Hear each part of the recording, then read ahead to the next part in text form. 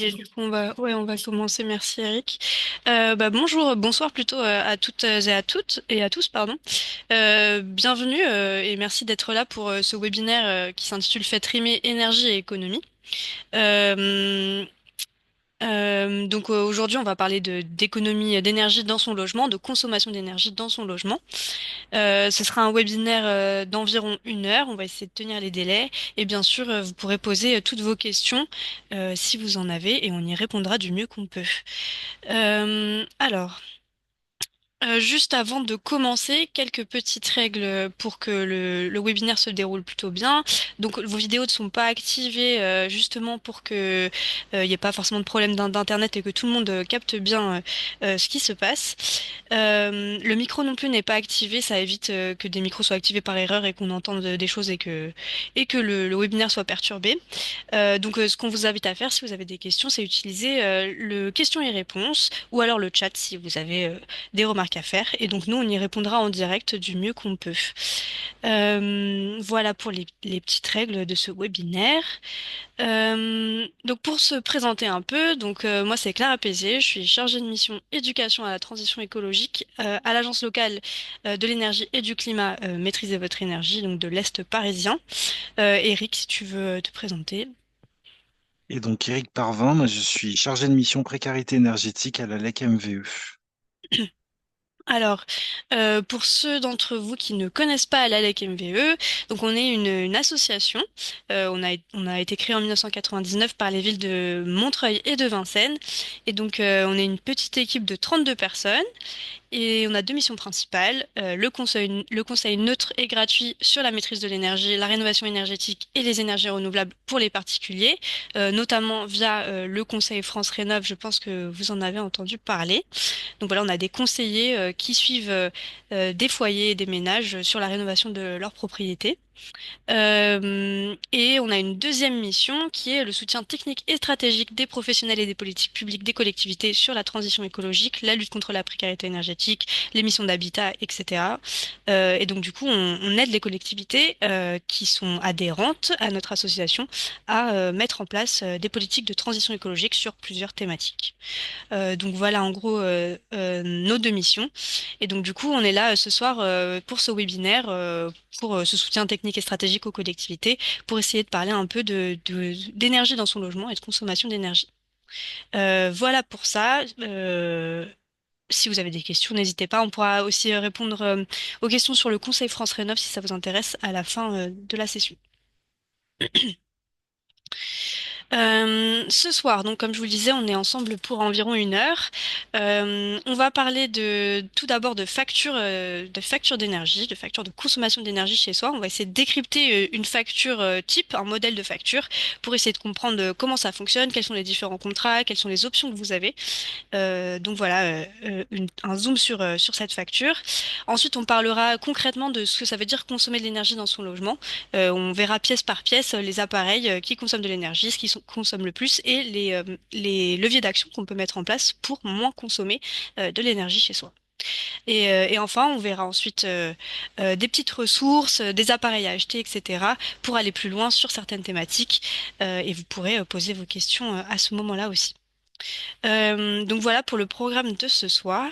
Et donc du coup, on va commencer directement sur la partie facture de consommation d'énergie chez soi, un petit décryptage. On va vous parler d'un foyer fictif et de comment bien comprendre son contrat. Donc Eric, je te laisse la parole là-dessus. Merci. Alors, effectivement, ce qu'on vous propose dans un premier temps, ça va être un peu de décrypter une facture. Alors, on a tous des factures d'électricité ou de gaz qu'on reçoit soit tous les 2 mois, soit une fois par an en fonction de nos contrats. Et donc, on va vous proposer un petit peu de décrypter finalement les composantes de la facture et de comprendre finalement quels sont les éléments importants à prendre en compte quand on regarde son contrat ou quand on essaye, pourquoi pas, de changer de fournisseur d'énergie. Donc, ce qu'on va faire dans un premier temps, c'est que on va lancer déjà un premier sondage euh, pour savoir un petit peu à quel point vous êtes à l'aise sur les questions de facture. Est-ce que les factures que vous recevez, est-ce que vous arrivez à les lire? Est-ce que c'est un exercice qui est compliqué?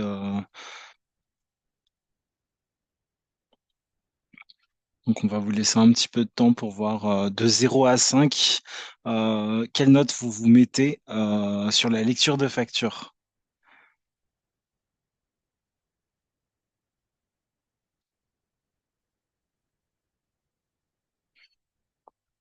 Pff, on va attendre encore un petit peu.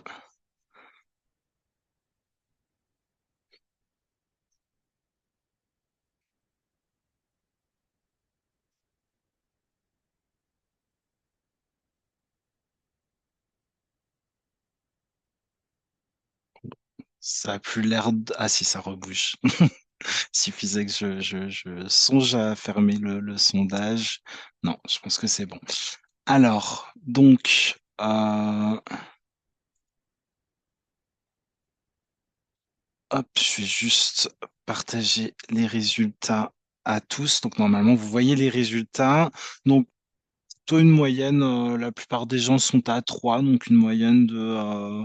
vous maîtrisez à peu près la lecture de facture. On a quand même certaines personnes qui ne maîtrisent... Ah, non, mais normalement, ils voient. Hop, un petit souci technique, désolé.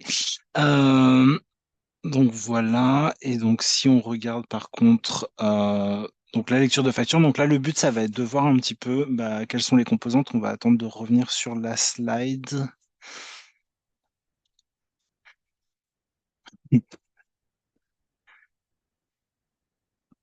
Et sur les fournisseurs d'énergie, alors on a quand même Engie et EDF en majorité. Donc effectivement, donc les acteurs historiques finalement de l'énergie en France. Ce qui tombe bien, alors c'est vrai qu'aujourd'hui on va s'intéresser principalement à la facture d'électricité parce que ça va parler à tout le monde et que finalement les éléments dont on va parler pourront aussi être utiles aux personnes qui sont potentiellement chauffées au gaz ou qui ont l'eau chaude au gaz ou la cuisson au gaz. Donc voilà. Donc une facture. Donc on vous propose un cas fictif de Monsieur et Madame Conso, un couple retraité qui vit dans un appartement de 45 mètres carrés en étage courant. Donc ça veut dire pas au dernier étage ni au rez-de-chaussée.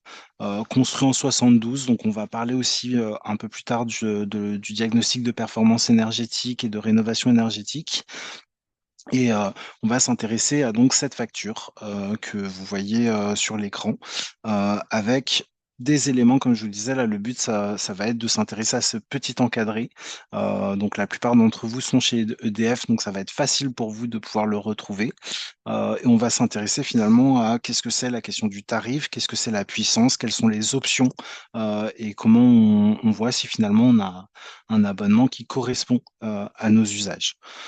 Donc le premier élément, ça va être la facture, ça va être le prix, pardon.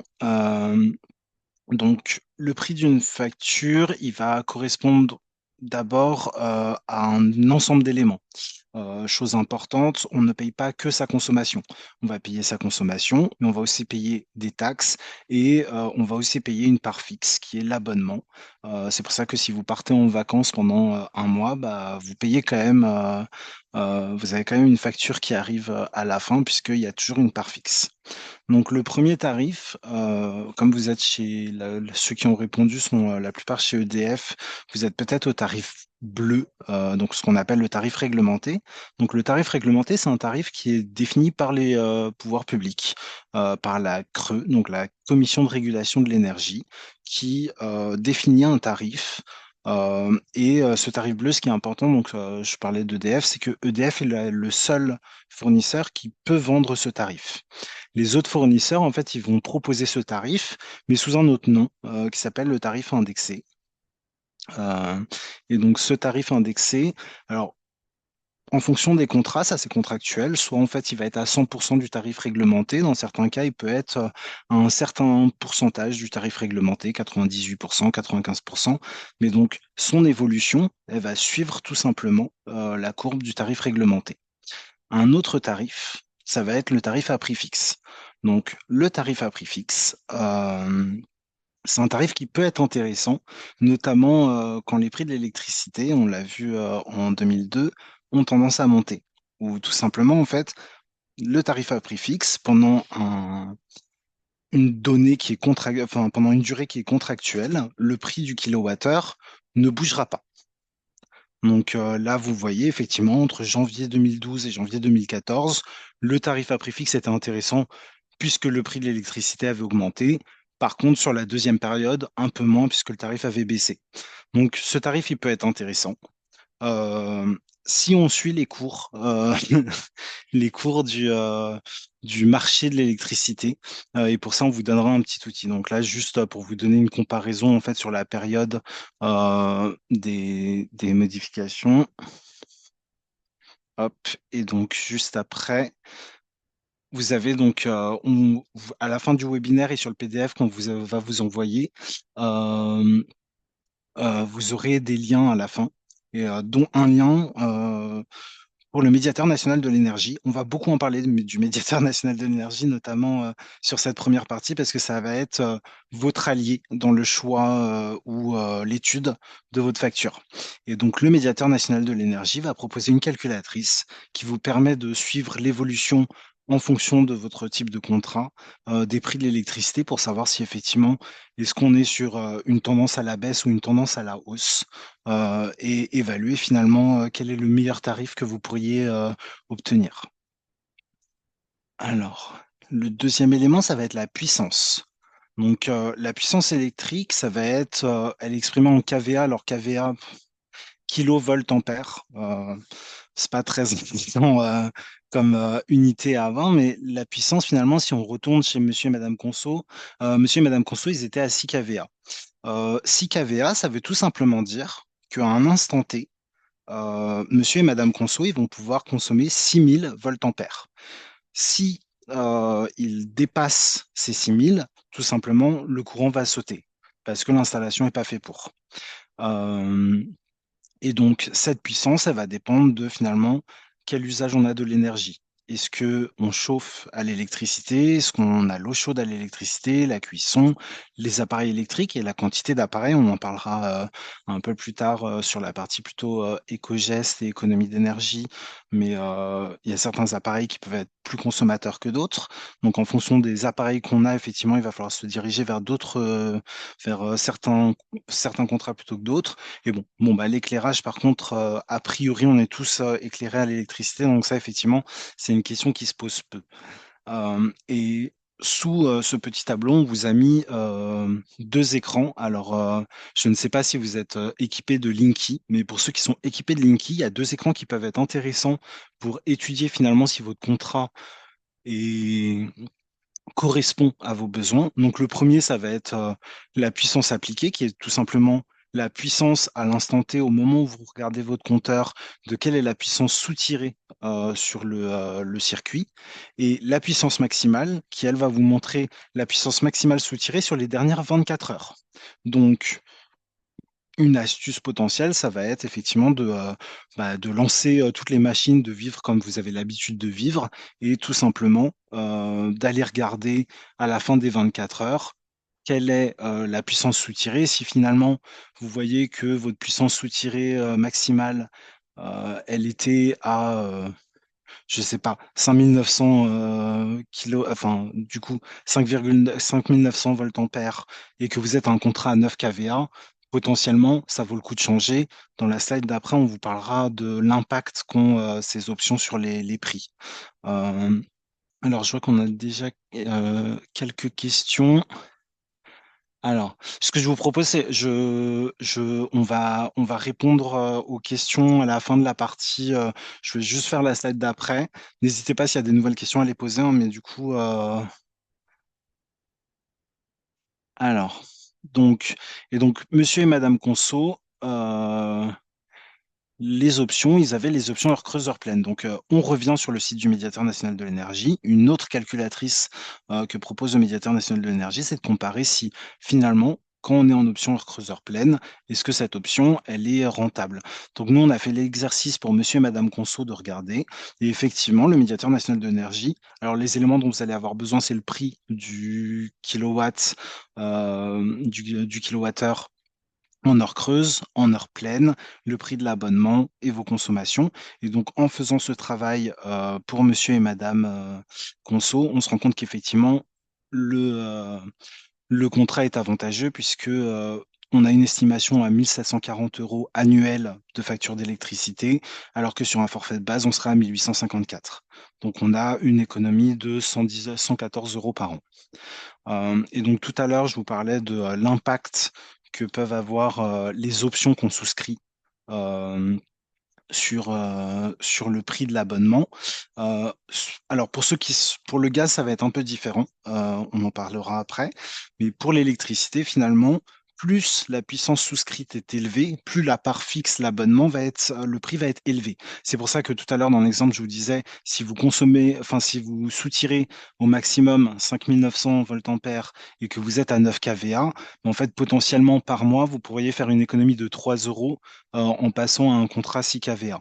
Par contre, si je suis sur une option heure creuse, heure pleine, la part fixe l'abonnement sera plus élevé que si j'étais en base. Si on compare à une puissance à 6 kVA, je passe de 12,68 € par mois à 13,09 € avec des prix du kilowattheure aussi qui vont changer. Mais ça, c'est le propre du heure creuse, heure pleine et on vous renvoie à la calculatrice du médiateur national de l'énergie si vous avez un contrat comme ça. Et pour ceux qui sont au gaz, donc à la place de la puissance pour le gaz, on a ce qu'on appelle des tarifs base B0, B1. Ça dépend de votre consommation annuelle. C'est quelque chose qui est défini par votre consommation. Vous n'avez pas forcément le choix et normalement c'est automatique. La particularité du gaz, c'est que plus vous avez un abonnement avec, par exemple, si vous êtes en B0 ou B1, bah, le B1, l'abonnement va être plus cher qu'en B0. Par contre, le kilowattheure de gaz sera moins cher que le kilowattheure en B0. Je ne sais pas si je suis très clair, mais voilà. Alors, je vais peut-être juste prendre, avant de passer aux consommations, je vais prendre les questions. Alors, sur l'achat groupé d'électricité. Alors, question intéressante. Nous, on s'est questionné sur si ça valait le coup d'en parler. Euh, L'achat groupé d'électricité en soi, pareil, en fait, nous, ce qu'on vous encourage à faire, et encore une fois, il y aura le lien du médiateur national de l'énergie, ça va être de comparer. Le médiateur national de l'énergie propose des comparateurs. Alors, votre offre d'achat groupé, très certainement, ne sera pas présente sur le site du médiateur. Par contre, vous pourrez prendre les éléments de l'achat groupé et les comparer aux offres existantes. Euh, ça va dépendre de beaucoup de choses et finalement, quand on regarde un contrat et quand veut choisir enfin, un contrat que ce soit de gaz ou d'électricité, il y a plusieurs choses qu'on regarde. Le prix est une chose et là, l'achat groupé, effectivement, peut être intéressant. Par contre, pour ceux qui sont chez Engie et EDF notamment, vous pouvez du coup avoir potentiellement accès à des aides financières en cas de facture élevée ou de problème de paiement.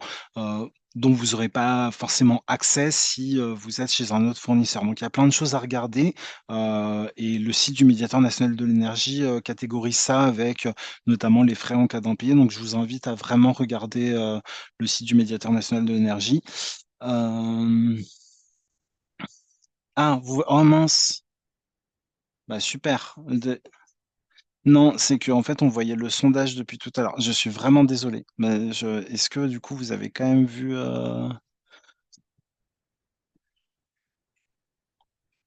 Oui, bah, je viens de le faire mais du coup bah, je suis désolé. On vous enverra le PowerPoint. Euh, du coup voilà, je suis désolé. Le graphique, donc je pense que vous parlez du graphique. Est-ce qu'on peut revenir à la slide d'avant? Hop. Non, après, sur la puissance. Je ne sais pas si on parle du graphique, enfin Nicolas, du coup, je ne sais pas si vous parlez du prix. En fait, peu importe, là, le but, ça va être vraiment de montrer en fait l'évolution des différents tarifs et comment ça fonctionne. Euh, Si on parle du graphique sur les tarifs, il faut savoir que le tarif réglementé a été supprimé en juin 2023 Avant, c'était Engie qui le proposait, mais en fait, il a été supprimé et dorénavant, il n'y a plus de tarifs réglementés. Il y a encore des recommandations de la Creux, mais ça s'appelle plus tarif réglementé. D'ailleurs, si vous étiez au tarif réglementé, vous avez reçu un courrier de votre fournisseur Engie pour vous prévenir que votre contrat changeait automatiquement fin juin. Euh, hop. Ok, c'était deux slides avant, donc c'était bien le tarif. Donc voilà, le but c'était vraiment de montrer l'évolution des tarifs. Et effectivement, si on parle du gaz, c'est juste que le tarif réglementé aujourd'hui n'existe plus pour le gaz, mais finalement, les évolutions des tarifs fonctionnent pareil, que ce soit pour le gaz ou l'électricité. Le site du médiateur national de l'énergie indique-t-il l'électricité est le meilleur prestataire comme pour le gaz? Oui, vous avez vraiment sur le site du médiateur national de l'énergie, vous allez pouvoir demander électricité ou gaz. Alors, à ce jour, il n'y a pas de solution si vous souhaitez avoir le même fournisseur pour les deux énergies. Il n'y a pas de solution pour grouper la recherche sur les deux énergies. Par contre, vous pouvez faire une recherche pour l'électricité et une recherche pour le gaz. Hop. Je crois que j'ai répondu à toutes les questions. Et donc, on va s'intéresser aux consommations maintenant. Alors, les consommations. Donc, on vous a remis un petit extrait du coup de la facture de Monsieur et Madame Conso avec des éléments un petit peu importants. Euh, donc, comme vous le voyez, deux lignes, effectivement, puisque donc on a un contrat heure creuse, heure pleine, et donc évidemment, on a une séparation entre la consommation en heure creuse et la consommation en heure pleine. Chose importante, puisque on s'en est rendu compte notamment en 2022 avec la crise et le boom du prix de l'électricité. Souvent, nous, on a eu un retour à la LEC de je fais des efforts, mais ma facture augmente ou ne baisse pas. Quand on parle de consommation, on parle vraiment de kilowattheure. Tout à l'heure, avec Lara, vous allez voir qu'est-ce qu'un kilowattheure et avoir des petits éléments, des ordres de grandeur. Mais donc, la consommation, on a le kilowattheure, le prix au kilowattheure et tout simplement la multiplication avec la TVA pour avoir le prix total. Chose importante pour le gaz, on regarde aussi le kilowattheure, même si vous avez une colonne en plus sur le gaz qui est les mètres cubes. Et donc, avant de passer la parole à Clara, euh, non, j'ai pas fini. Je vais vous parler de finalement la répartition de la consommation dans un foyer, dans un foyer classique. Donc, comme vous le voyez, en fait, 66% de la facture, c'est le chauffage. Donc, pour ceux qui sont chauffés au gaz, effectivement, bah, du coup, c'est sur deux factures. Si vous êtes tout à l'électrique, comme Monsieur et Madame Conso, vous avez 66% de votre facture qui correspond au chauffage. Après, on a une grosse part qui est l'électricité spécifique. Alors, l'électricité spécifique, c'est tous les équipements. Là, on l'a divisé entre électricité spécifique et les appareils de froid parce qu'on va faire un petit exercice tout à l'heure, pièce par pièce. Et donc, c'était cohérent de dissocier le froid, c'est-à-dire les frigos, les caves à vent, si vous en avez, de dissocier tout ça de l'électricité spécifique. L'électricité spécifique, c'est le poste qui est en une augmentation par rapport aux autres parce que bah, on est de plus en plus équipé. Et sinon, donc, 6% pour la cuisson et les petits appareils de cuisine et l'eau chaude, 11%. Donc, on peut se dire qu'effectivement, le froid correspond à autant que la cuisson. Donc, c'est quand même un poste assez important. Et donc, c'était aussi intéressant pour ça de le dissocier. Euh, on voulait juste vous parler de quelques petits outils qui peuvent être utiles pour mesurer votre consommation. Donc, ce petit appareil que vous voyez en photo, ça s'appelle un wattmètre. Et donc, le wattmètre, ça va permettre, comme vous le voyez sur la photo, de voir bah, l'énergie utilisée. Donc, là, l'appareil utilisé, il me semble que c'était un sèche-cheveux. Et donc, on est à 825, on va dire 800 watts. Et donc, 800 watts, ça veut dire que si je l'utilise pendant une heure, bah, je multiplie par, ça me fait 800 kilos, enfin, ça fait 800 kilowattheures, enfin, ça fait 800 wattheures. Donc 0,8 kilowattheures. Je ne sais pas si je suis très clair. Et Là, par contre, on ne peut pas vous mettre de lien malheureusement parce que ça va être vraiment vos fournisseurs à vous. Mais si vous êtes chez EDF et Engie, ils le proposent. Pour ceux qui sont chez des petits fournisseurs, parfois vous ne l'avez pas, mais de vous orienter notamment vers vos applications de suivi de facture qui permettent de suivre vos consommations et vous avez aussi parfois des plugins qui peuvent être directement clipsés au Linky pour suivre vos consommations. Euh, hop. Et oui, dernière slide avant de laisser, j'avais oublié, avant de laisser la parole à Clara. On voulait aussi vous parler, donc Clara vous a dit que dans les missions de la LEC MVE, on avait une mission qui était d'Espace Conseil France Rénov. Donc, de conseils, d'informations et d'accompagnement des ménages qui souhaitent faire des rénovations énergétiques. Et quand on parle d'énergie, on va parler effectivement tout à l'heure d'économie d'énergie, d'éco-gestes, d'équipement. Il y a une part qui est importante, ça va être le bâti et l'état du bâti en général. Donc on vous a mis un petit peu les éléments pour Monsieur et Madame Conso. Donc Monsieur et Madame Conso, ils ont un logement qui est classé E. Donc on n'est pas une passoire énergétique, mais on n'est pas loin, puisque les passoires énergétiques, donc c'est les classes F et G. Vous voyez que comme Monsieur et Madame Conso sont en étage courant, en fait, il n'y a aucune déperdition au niveau du plancher bas ni au niveau de la toiture. Par contre, il y a pas mal de déperdition au niveau des murs, de la ventilation et des ponts thermiques et des fenêtres. Donc ça va être là où potentiellement, en fait, on a une marge de manœuvre. Et vous voyez que dans le DPE, si certains d'entre vous ont des DPE, vous avez ce qui est pris en compte, ça va être le chauffage, l'eau chaude, le refroidissement. Alors, il n'y a pas de système de refroidissement chez Monsieur et Madame Conso. L'éclairage et les auxiliaires, c'est la ventilation. Donc, pourquoi en fait on n'est pas sur les mêmes pourcentages que ce que je vous ai montré sur les slides d'avant? Tout simplement parce que ici, en fait, l'électricité spécifique, tous les petits appareils, c'est-à-dire le frigo, le four, les plaques de cuisson, la télé, tout ça n'apparaît pas évidemment sur le DPE. Autre élément dont on voulait parler qui est important, si vous avez un DPE, euh, la donnée qui est ici, c'est ce qu'on appelle l'énergie primaire. Et l'énergie primaire, c'est pas l'énergie qui vous est facturée. L'énergie qui vous est facturée, c'est l'énergie finale. Donc là, comme on a l'électrique, il y a un petit coefficient. Mais de toute façon, voilà, si vous avez un DPE et que vous regardez, il faut bien avoir en tête que c'est pas le gros chiffre qu'il faut regarder. Il va falloir aller chercher le petit chiffre qui est l'énergie finale. Et du coup, je vais pouvoir laisser la parole à Clara. Je vais lancer un petit sondage par rapport justement à vos logements. Donc, n'hésitez pas. Hop, c'est lancé.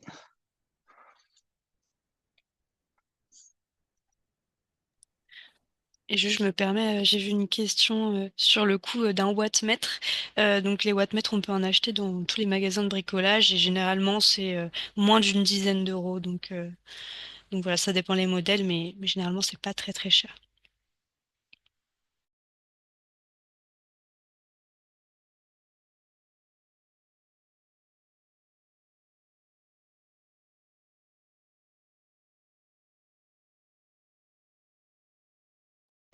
Alors, je vois qu'on a quelques locataires. Pour information pour les locataires, il y a des décrets d'essence et les DPE notamment. Normalement, alors, si vous êtes locataire depuis avant 2007, vous n'êtes pas concerné.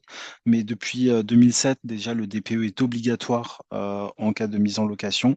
Il faut savoir que aujourd'hui, en fait, les logements classés G sont interdits en location puisqu'ils sont considérés comme passoires énergétiques et donc ils sont considérés comme indécents.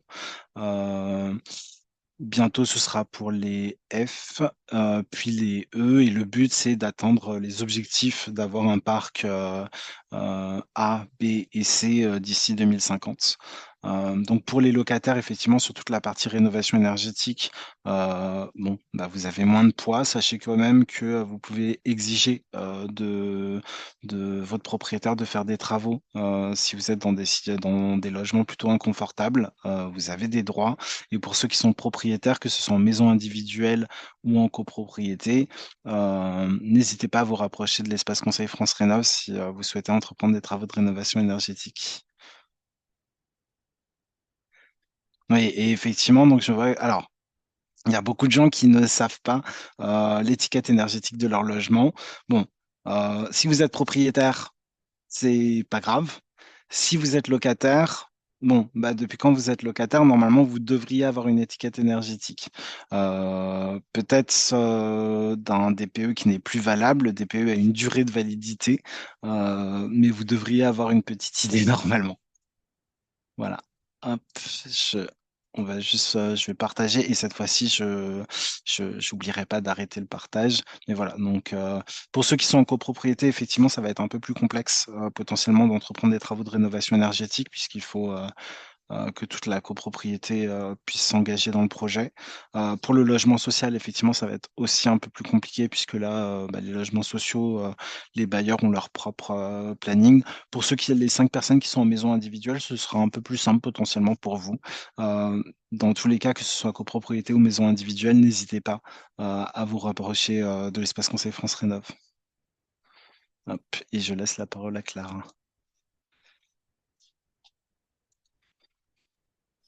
Euh, Donc si c'est tout bon, si tu as bien fermé le sondage cette fois-ci, on va passer à la suite. Donc voilà, dans cette deuxième partie, on voulait un peu vous parler de bah, consommer de l'énergie dans son logement, ce que ça veut dire concrètement, quels appareils vont consommer de l'énergie et comment, dans quelle proportion.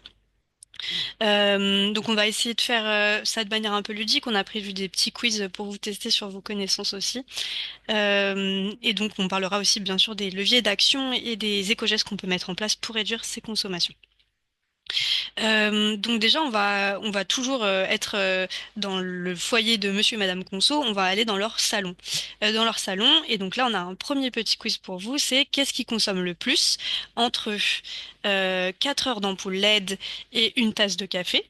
Et deuxième question, entre 15 minutes d'aspirateur ou 6 heures de bureautique ordinateur. Donc la bureautique ordinateur, c'est... Voilà, on ne regarde pas de film ou quoi, juste ça reste très léger comme utilisation. Et donc, on vous laisse répondre au quiz.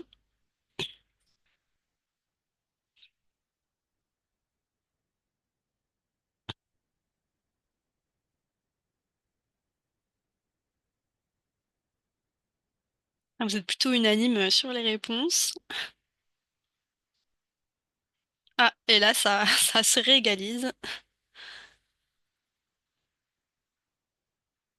Je pense qu'on ouais, on peut pas tarder à arrêter. On attend les dernières réponses et on arrête. Et on partage les résultats. Donc les réponses. Qu'est-ce qui consomme le plus du coup entre 4 heures d'ampoule et une tasse de café? Effectivement, ça va être une tasse de café. Les ampoules, on entend souvent qu'il faut éteindre la lumière, etc., que c'est le premier geste. Effectivement, si on n'occupe pas une pièce, on éteint la lumière, mais ça va moins consommer que de faire une seule tasse de café. Donc voilà, ça permet d'avoir des petits ordres de grandeur sur ce qui consomme le plus. Et entre 15 minutes d'aspirateur et 6 heures de bureautique ordinateur, c'est bien évidemment 15 minutes d'aspirateur qui consomme le plus parce que c'est un appareil qui chauffe et donc les appareils qui chauffent, comme on le verra, et bah, ça consomme beaucoup plus que le reste. Donc on peut peut-être arrêter le partage. C'est fait. Hop, et donc on va passer à la suite. Donc on est toujours dans le salon.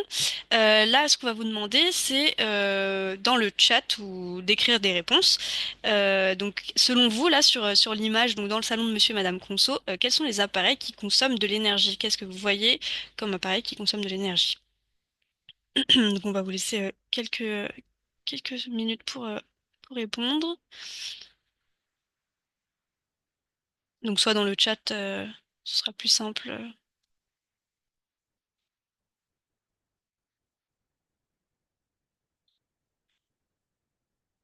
Ou donc questions-réponses. Si vous n'avez pas accès au chat, peut-être qu'on a mal paramétré quelque chose.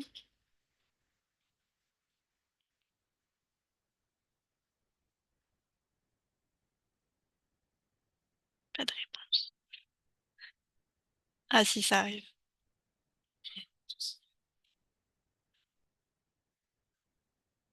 Effectivement, le lampadaire, donc la lampe, hop, les éclairages vont consommer de l'énergie.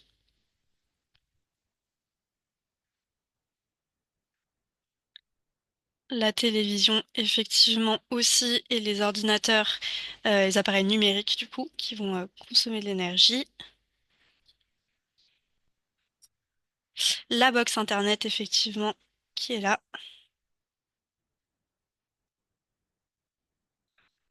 Ah, le radiateur, ça y est, il a été dit. Effectivement, le radiateur, comme on le dit, le chauffage, c'est un gros poste de consommation d'énergie. Donc, effectivement, le radiateur, ça consomme. Et je crois qu'on est à peu près bon pour les appareils qui consomment de l'énergie. Donc voilà, ça va être les appareils principaux. En termes d'ordre de grandeur, pour 1 heure d'utilisation, le radiateur électrique, c'est celui qui va consommer le plus avec 10 000 Wh. Euh, Ensuite, on a l'ordinateur de bureau qui va consommer 300 Wh en 1 heure, la télévision écran plat avec 100 Wh, l'ampoule LED à seulement 7,5 Wh et la box Internet à 5 Wh. Donc, on voit bien que le chauffage, le radiateur électrique explose toutes les consommations d'énergie dans le salon. Hop, et on va vous demander la même chose, d'écrire dans questions-réponses. Selon vous, quels sont les éco-gestes sur le chauffage du coup qu'on peut adopter pour moins consommer dans cette situation dans le salon? Il y a quelques petits graphismes qui font penser à des éco-gestes. Et donc du coup, selon vous, quels sont-ils?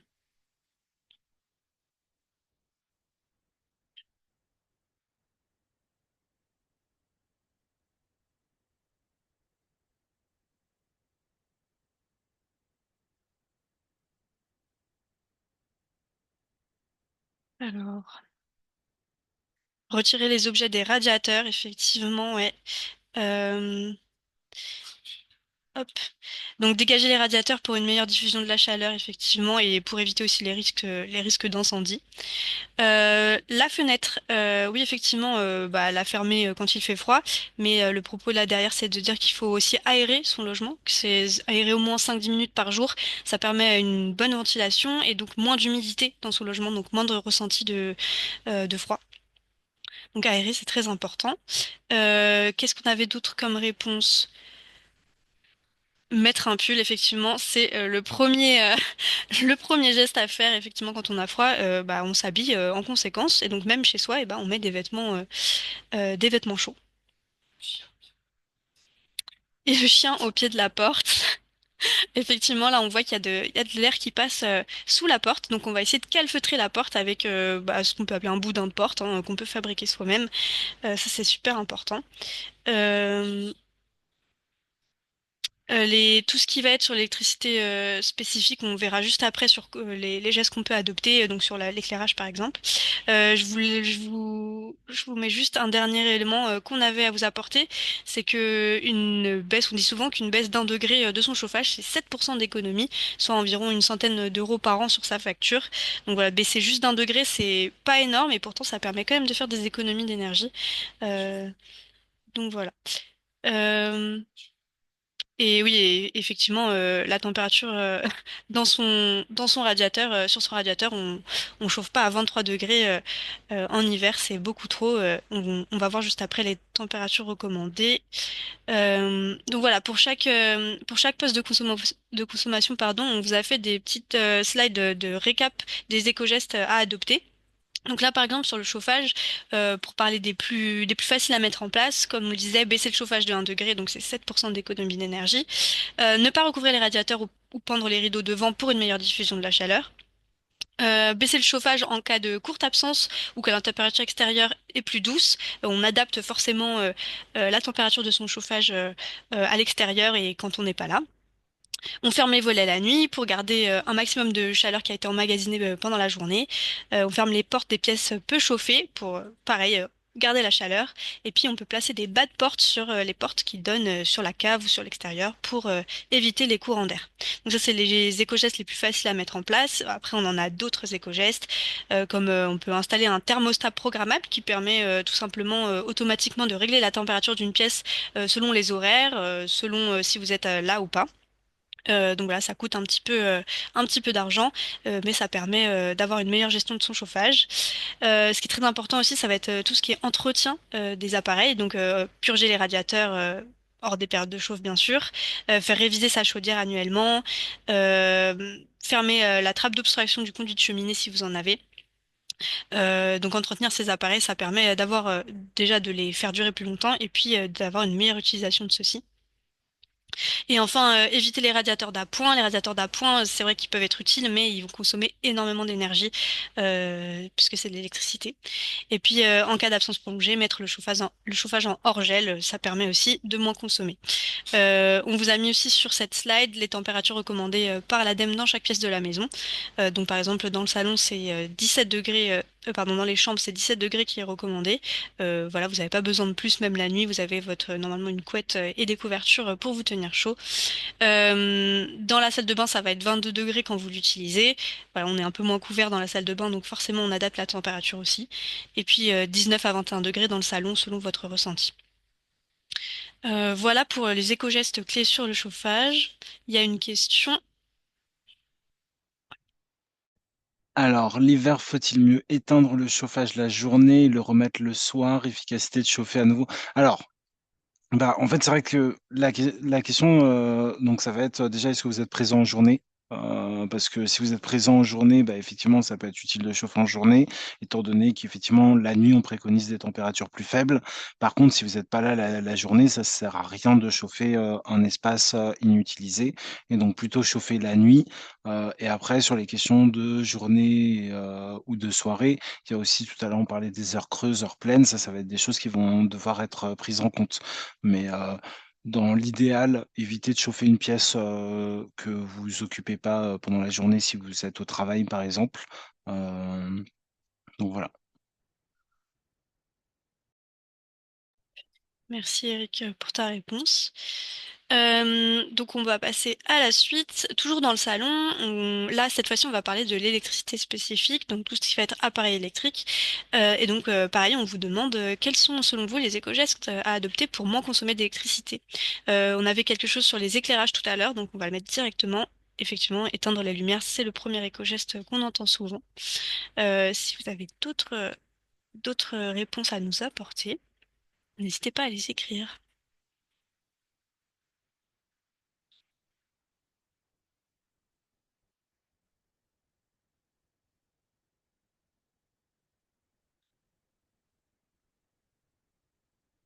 Couper le courant de la box la nuit, effectivement, ouais, ça va être un des éco-gestes à faire. Couper les veilles, hein. Les veilles, ça va être tous les appareils qui restent branchés en permanence, même quand vous croyez qu'ils sont éteints, en fait, ils consomment toujours de l'énergie.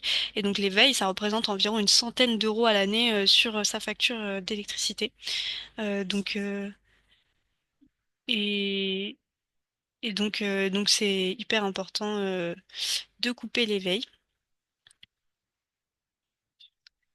Oui, comme me dit Eric, effectivement, ça vaut pour tous les appareils utilisés la nuit, les ordinateurs, la box internet, la télé, voilà.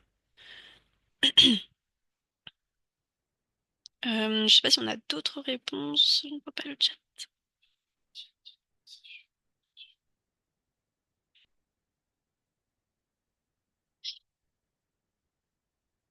Ouais, ok. Vas-y Eric, je te laisse la main. Je vais répondre aux questions. Alors, faut-il utiliser le sèche-cheveux très chaud, pas longtemps ou plus longtemps, mais avec une température moins élevée? Pub. Je sais pas s'il y a une pub particulière. En fait, la question que vous posez sur le sèche-cheveux, je pense qu'on peut un peu mettre un parallèle avec la question sur les programmes éco des lave-linges, mais je veux pas divulgacher les prochaines slides. Mais effectivement, en fait, la question, c'est que si vous mettez très chaud, quand ça chauffe, ça va ça va demander beaucoup d'énergie. Donc, au final, même si le temps est plus court, il vaut mieux rester sur des températures basses. C'est ce qu'on préconise sur les appareils de lavage. Sur le sèche-cheveux, je préfère être très honnête. On pourrait mener des tests, mais on l'a pas fait. Je saurais pas vous dire exactement euh, la durée qu'il faudrait, à quel moment on a un pivot. Mais voilà ce que je pourrais vous dire. Euh, pour lutter contre l'humidité, faut-il chauffer toute la journée? Alors, pour lutter contre l'humidité, il faut ventiler. C'est avoir une VMC, aérer 5-10 minutes par jour. Le chauffage peut avoir un effet d'assécher l'air. C'est pas son rôle premier. S'il y a un problème d'humidité, en fait, il faut le régler autrement qu'en surchauffant son logement. Euh, paramétrer l'ordinateur pour que l'écran s'éteigne. Alors oui, en cas de pause dans l'utilisation, alors oui, le problème c'est que un ordinateur en veille, il consomme. Donc en fait, ça dépend. L'absence, elle est pour combien de temps? Si c'est le temps d'aller rechercher un document ou vous avez, c'est pour 2 minutes. Effectivement, on va pas rééteindre un ordinateur. Par contre, un ordinateur qui reste en veille, ça va consommer, donc il vaut mieux l'éteindre. Et lampe LED halogène. Un micro-ondes est-il en veille? Bah, les micro-ondes, ils ont souvent des horloges. Donc, s'il y a une horloge, c'est bien qu'il y a de l'électricité qui passe et donc c'est une veille. Euh, oui, le fichier vous sera envoyé. Hop. Ah, bah, il y a une piste sur le sèche-cheveux qui a été mis, donc je ne vais pas répondre à cette question pour que vous puissiez la lire. Euh, et se sécher les cheveux. Effectivement, on peut se sécher les cheveux avec une serviette, ça utilise moins d'énergie. Et donc, je relaisse la Clara pour la slide d'après. Merci pour tes réponses, Eric.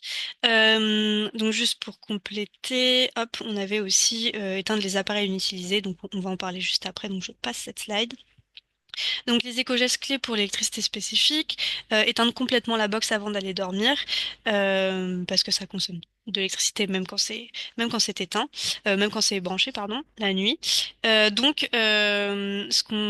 qu'on peut faire, c'est acheter, vous savez, il y a des multiprises programmables ou des multiprises à interrupteur. Ça, c'est très utile quand vous avez plusieurs appareils qui sont branchés à la même multiprise. Vous avez juste à appuyer sur le bouton et ça éteint complètement tout le courant. Donc, ça permet de plus facilement, en tout cas, éteindre tous les appareils en même temps. Et les multiprises programmables, ça va être la même chose, sauf que vous programmez l'heure à laquelle le courant s'éteint sur cette multiprise-là. Donc, bah, ça peut vous permettre d'utiliser encore la box un petit peu sans devoir vous lever pour aller éteindre la multiprise. Euh, on parlera de tous ces petits appareils à la fin un peu plus. Donc comme on le disait, éteindre complètement l'ordinateur, la télévision et tous les appareils. On dit qu'en fait, vaut mieux éteindre son ordinateur après 1 heure d'absence. Voilà, entre 0 et 1 heure d'absence, eh ben, on peut le laisser en veille parce que ça va consommer moins de le laisser en veille que de l'éteindre et de le rallumer. Mais à partir d'1 heure, il vaut mieux l'éteindre complètement et le rallumer quand on aura besoin. Sur les multimédias, donc comme on le disait, ne pas laisser les appareils chargés toute la nuit, activer les modes économie d'énergie aussi qui sont faits pour ça. Laisser entrer la lumière pour l'éclairage, éteindre la lumière en quittant une pièce, éviter les abat-jours sombres ou épais. Donc voilà, toujours l'idée de profiter un maximum de la lumière naturelle. Et enfin, l'été, préférer le ventilateur au climatiseur et brancher plusieurs appareils sur une multiprise à interrupteur. Ça, on a déjà dit. Donc voilà, je vais passer cette slide-là. Et donc là, on va changer de pièce, on va aller dans la salle de bain. Donc pareil, un petit quiz. Si tu peux lancer le quiz Eric en même temps. Oui. Donc qu'est-ce qui va consommer le plus entre un cycle de sèche-linge et une douche chaude de 10 minutes? Et qu'est-ce qui va consommer le plus entre 5 minutes de sèche-cheveux et 2 heures de musique sur son enceinte portable? À vous de répondre. Tout de suite, on voit les bonnes réponses qui s'affichent. Vous êtes public déjà averti. On va attendre encore un tout petit peu.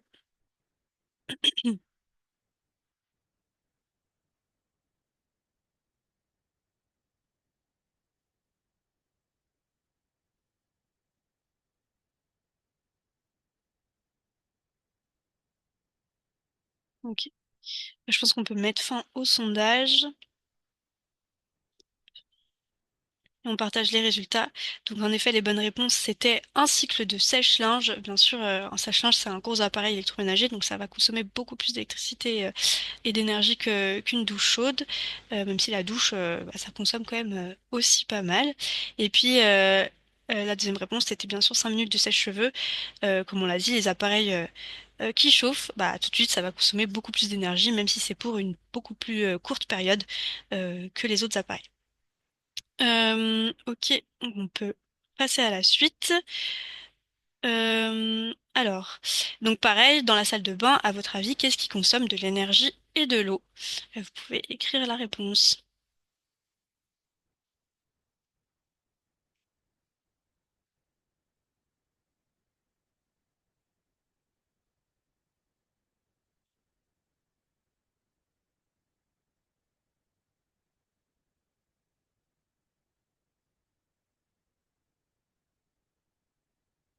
Hmm.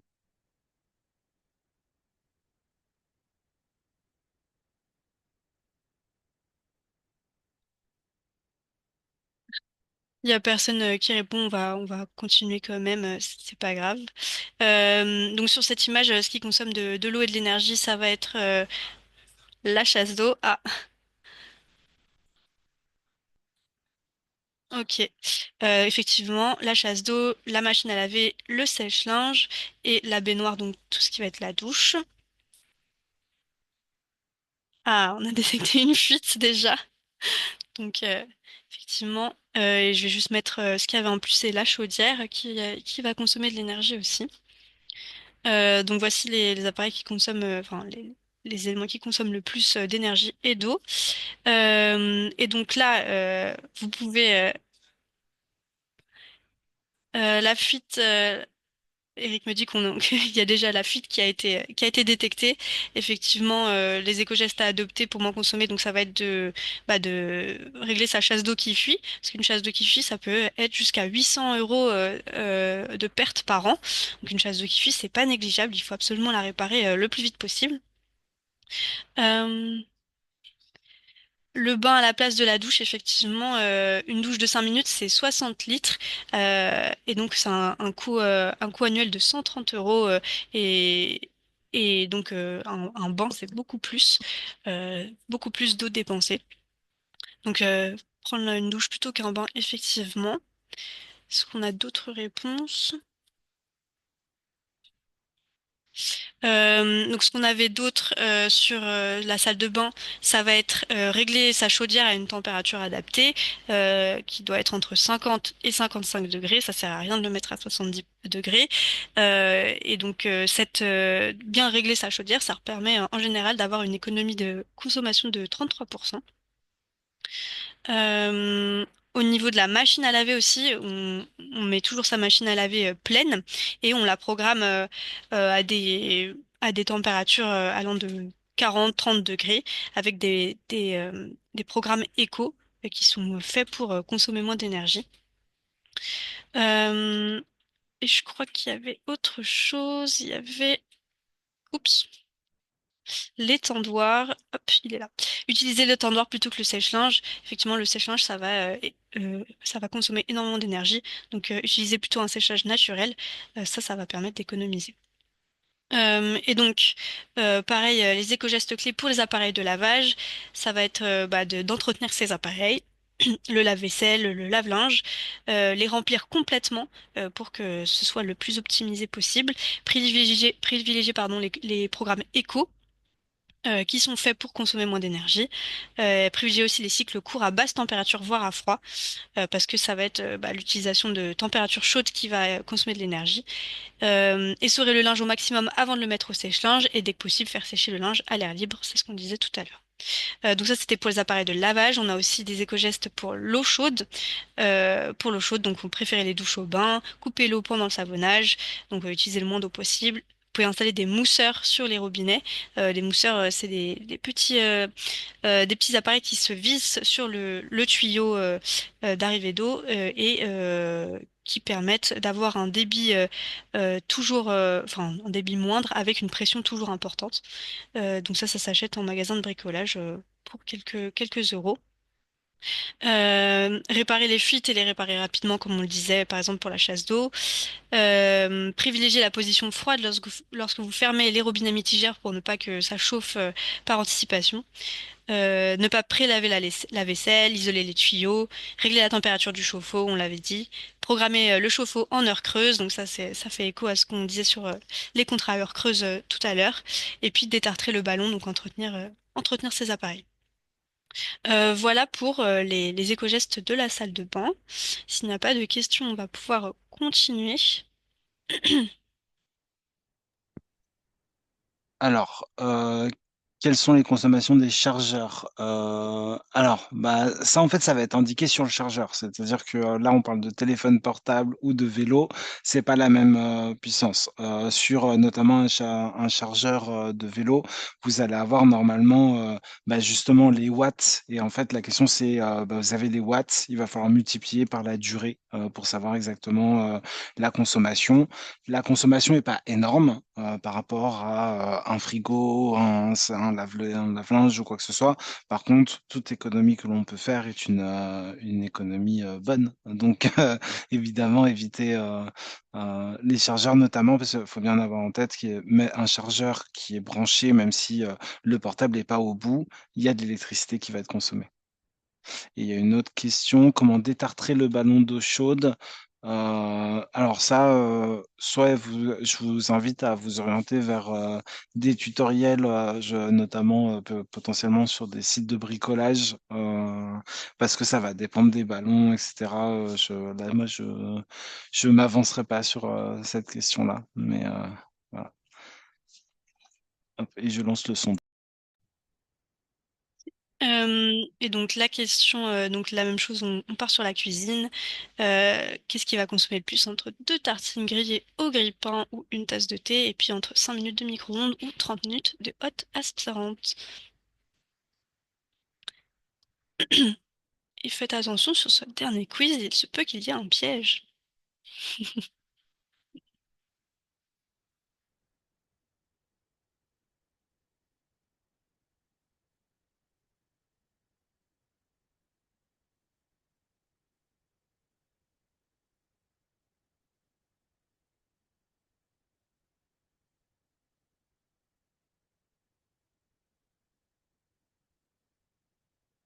On va vous laisser encore un petit peu de temps.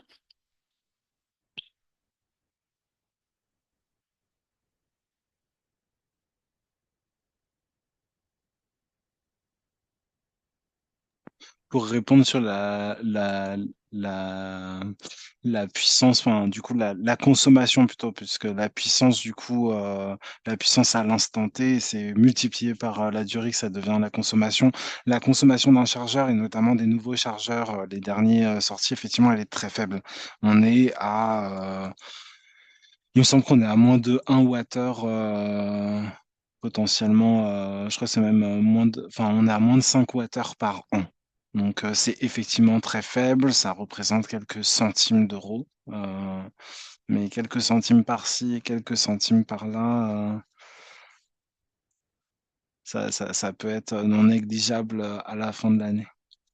Apparemment, il y a des personnes qui ne peuvent pas répondre. Bah, du coup, on va mettre fin au sondage pour que tout le monde puisse voir et je partage les résultats. Hop. Donc, effectivement, la bonne réponse pour la première question, c'était une tasse de thé. Une tasse de thé va consommer plus le double finalement de deux tartines grillées au grille-pain, parce que faire chauffer de l'eau à la bouilloire, c'est beaucoup plus que ça consomme beaucoup plus d'énergie. Et le petit piège sur la dernière question, c'était que 5 minutes de micro-ondes, ça vaut à 30 minutes de haute aspirante. Donc les deux réponses étaient bonnes. C'est 75 Wh pour les deux. Euh, donc on va passer à la pièce de la cuisine. Qu'est-ce qui va consommer de l'énergie dans la cuisine? On parlera pas du lave-vaisselle qu'on a déjà abordé dans les appareils de lavage et dans l'électricité spécifique, mais on va parler des autres appareils. Je vous ai spoilé la suite. Donc pareil, n'hésitez pas à écrire vos réponses. Le frigo, effectivement. Là, en plus, on a un réfrigérateur américain donc qui consomme énormément, 900 kWh par an. C'est un mastodonte. Le radiateur, effectivement, on en a déjà parlé, mais on verra pourquoi il est important dans cette photo, dans ce dessin plus tard. Le four, effectivement, donc le four, ça va aller. Oups, pourquoi c'est là ça? Oups, On vous a divulgué un note, vous pouvez le mettre dans le chat comme ça, quand même. Ah, bah non, il a disparu. j'ai corrigé, pardon. Et donc la cuisinière, effectivement, donc la plaque et le four, ça va être les principaux appareils qui consomment de l'énergie. Euh, et donc, oui, on voulait juste vous faire avant de passer aux éco-gestes, de faire un zoom sur les étiquettes énergétiques. Donc là, par exemple, on a une étiquette énergétique du frigo qui a F. Sur le frigo, il y a sur l'étiquette énergétique, pardon, il y a plein d'informations à prendre. La lettre, bien sûr, de classement, mais aussi la consommation annuelle. Là, on a 430 kWh par an. Le nombre de litres que le frigo peut accueillir et bon, le son, le nombre de décibels aussi que peut faire le frigo. Ce qu'il faut savoir avec les étiquettes énergétiques, c'est que c'est des indications, mais il faut quand même prendre un peu de recul. Il faut essayer de comparer les étiquettes énergétiques des mêmes appareils. Donc voilà, on va comparer l'étiquette énergétique d'un frigo avec un autre frigo, mais des frigos qui se ressemblent avec, avec le même nombre de litres, etc. Parce que sinon, forcément, ça va être faussé. Euh, c'est donc voilà, faut vraiment faire attention, ne pas comparer des appareils qui ne sont pas comparables et là prendre les informations de l'étiquette énergétique en comparant. Donc voilà pour ce zoom étiquette énergétique. Et donc c'est cette slide-là que j'avais mis trop tôt tout à l'heure. Les éco-gestes de la cuisine. Donc j'avais déjà mis le frigo. Euh, Dans le frigo, la température, enfin il faut régler une température idéale du frigo qui se trouve entre 4 et 6 degrés. Euh, Il y a aussi celle-ci que j'avais mis tout à l'heure, couvrir le plat. Quand on a un plat qui chauffe, de l'eau qui chauffe par exemple, il vaut mieux couvrir le plat. Ça fait 30 à 70% d'économie. Hop, au niveau du congélateur, donc dégivrer son congélateur, c'est super important. 5 minutes de givre, c'est plus 30% de consommation d'énergie. Pourquoi c'était important le radiateur dans ce dessin-là? C'était que le radiateur il est trop proche du réfrigérateur. Voilà, on essaie d'éloigner un maximum les appareils de froid des sources de chaleur parce que forcément ça va avoir un effet inverse et donc augmenter la consommation. Il y avait Surtout aussi quand le frigo est entre le four et le radiateur. effectivement, là sur le dessin, il y a une situation qui est quand même particulière entre le four et le radiateur. Un autre éco-geste qu'on peut faire, c'est dépoussiérer la grille de ventilation. Forcément, entretenir ces appareils, comme on le dit, ça permet un meilleur fonctionnement de ceux-ci. Et je crois que c'était tout au niveau des éco-gestes. De toute façon, on a la slide récap des éco-gestes clés pour les appareils de froid. Donc, comme on le disait, placez vos appareils de froid loin des sources de chaleur. Dégivrez régulièrement le congélateur et le réfrigérateur. Nettoyez la grille arrière du réfrigérateur pour une meilleure ventilation. Laissez refroidir les plats avant de les mettre au réfrigérateur, parce que forcément, si on met un plat chaud dans le réfrigérateur, et ben, le réfrigérateur va devoir s'adapter et donc dépenser plus d'énergie pour refaire baisser la température et régler le réfrigérateur et le congélateur aux bonnes températures, donc 4 degrés dans le réfrigérateur et -18 au congélateur. Ça, c'était pour les appareils de froid, mais on a aussi des gestes clés pour la cuisson. Donc, utiliser des casseroles adaptées à la taille des plaques. Voilà, pas utiliser la plus petite casserole sur la plus grosse plaque. Pendant la cuisson, on couvre les casseroles pour éviter un maximum de pertes. On coupe les plaques électriques un peu avant la fin de la cuisson parce qu'elles vont mettre de toute façon du temps pour s'éteindre.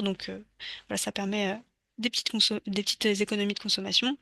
Et puis éviter d'ouvrir la porte du four pour vérifier la cuisson. Je sais que c'est très tentant de voir, d'ouvrir et de regarder si son plat est cuit, mais ça permet, enfin ça fait des déperditions de chaleur et donc du coup ça entraîne une surconsommation d'énergie. Et enfin démarrer le nettoyage par pyrolyse après une cuisson. Comme le four il est déjà chaud, et ben un nettoyage par pyrolyse, ça mettra moins de temps et moins d'énergie à chauffer à la température de la pyrolyse plutôt que de le faire à froid. Euh, donc voilà pour les éco-gestes clés pour la cuisson. Et on a fini cette partie sur les économies d'énergie dans son marche-pièce de la maison. Je ne sais pas s'il y a des questions avant qu'on passe à la dernière partie.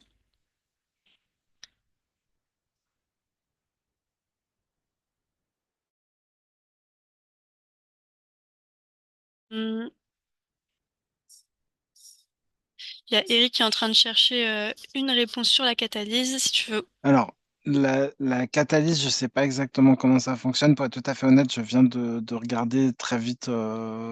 Donc, c'est des fours auto-nettoyants visiblement, mais catalyse pour moi, il y a un produit chimique. Enfin, c'est pas forcément de la chaleur.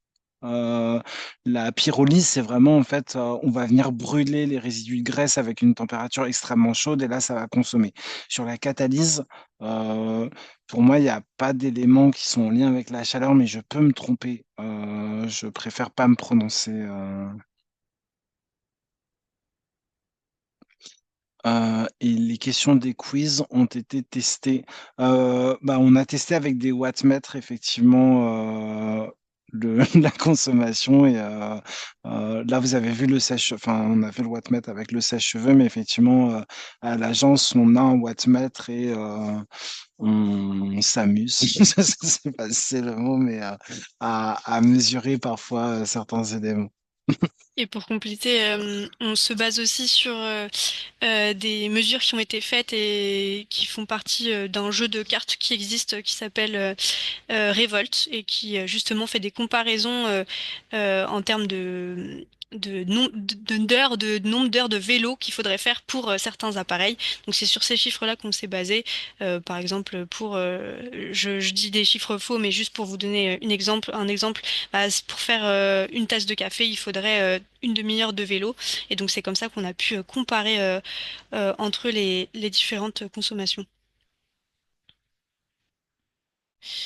Donc s'il n'y a plus de questions, et ben on va passer à la dernière partie pour aller plus loin. Donc on va parler des petits appareils et des ressources qu'on a. Donc voilà, si vous voulez noter, on vous enverra tout, bien sûr, le PowerPoint et les différentes ressources par mail après le webinaire. Donc Eric, si tu veux continuer. Alors, bah, comme on a essayé, normalement, on tenait dans le temps, hein, mais on a dépassé. Voilà. Donc, peut-être que je vais aller très vite sur cette slide parce que finalement, il y a beaucoup de choses qu'on a déjà vues sur le wattmètre, la prise programmable, la multiprise, les mousseurs. Peut-être plus parler de choses qui sont pas sur cette planche, mais qui pourraient vous intéresser, notamment pour économiser l'eau.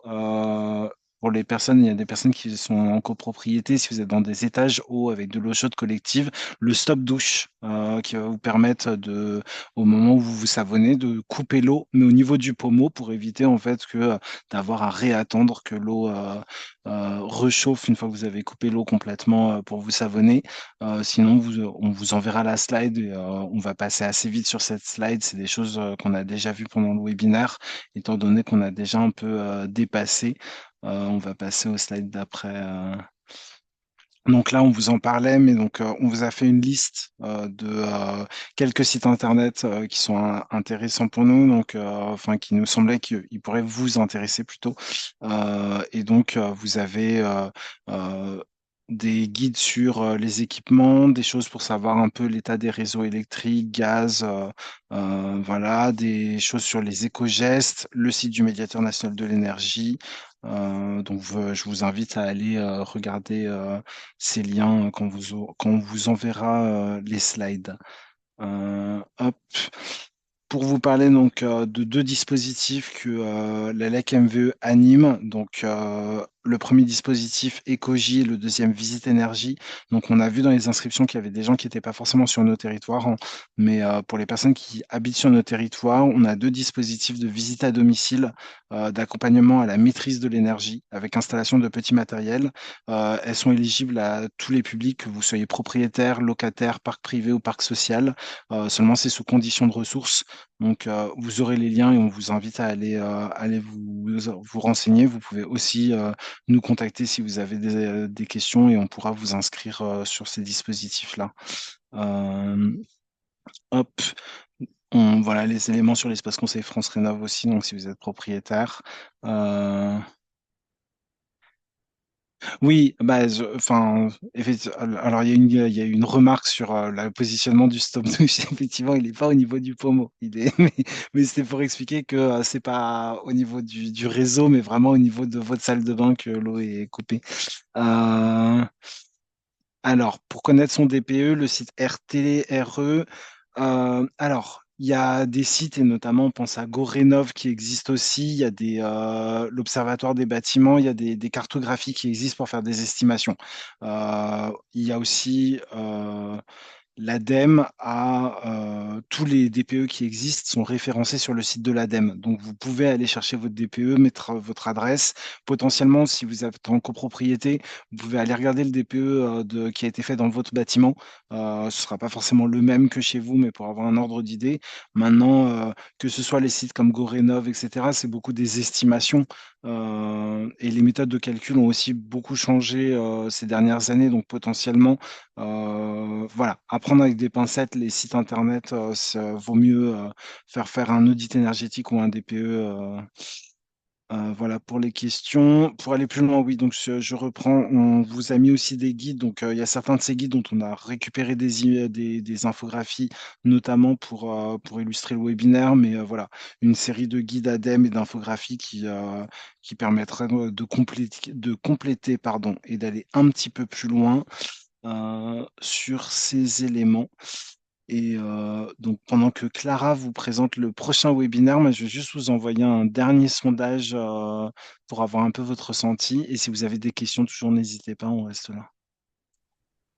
Donc oui, effectivement, là, ce webinaire touche à sa fin, mais voilà, là, à la KMVE, on programme un cycle de webinaires sur des thématiques à chaque fois différentes. On a pu faire un webinaire sur comment supporter les chaleurs dans son logement l'été en juin dernier, un webinaire sur les installations de recharge des véhicules électriques dans vos logements. Et donc, on vous donne notre prochain rendez-vous, un webinaire sur la thématique de la sobriété numérique, comment réduire son impact sur le numérique avec des grands enjeux de l'impact numérique mondial et des astuces pour réduire son empreinte aussi. Et donc, il aura lieu le 6 février 2025 à 19 heures, pareil en distanciel. On vous enverra toutes les informations sur les canaux adaptés. Donc voilà, merci à vous d'avoir assisté à ce webinaire. Si vous avez encore des questions, n'hésitez pas, on reste un petit peu encore. Et j'espère que ça vous a plu et que vous avez appris des choses.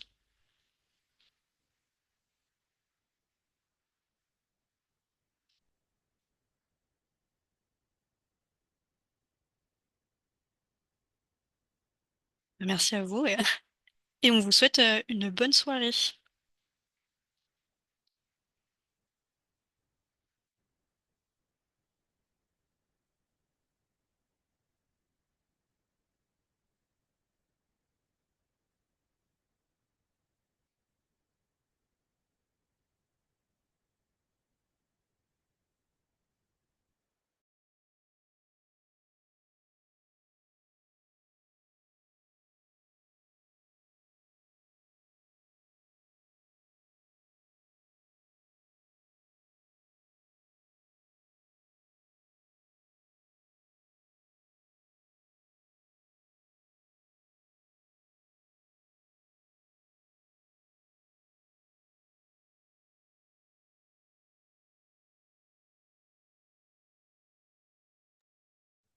Bonne soirée, à bientôt.